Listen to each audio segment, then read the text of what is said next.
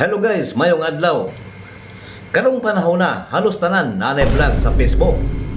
Bisan kinsa, pwede na mahimong content creator. Ang uban nagasugod lang og gamit sa cellphone.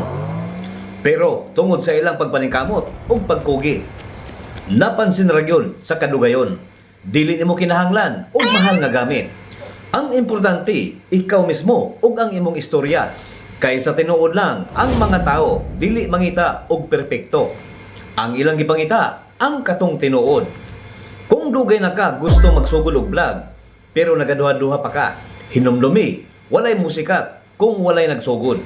Ang mga dagkong creator karon kaniadto parehas ra sa ato, nagsugod sa zero. Samtang ang uban sige huwat sa tamang oras. Ang uban gibuhat na ang paagi. Busa kung gusto gid ka, ayaw na hulata ang ugma.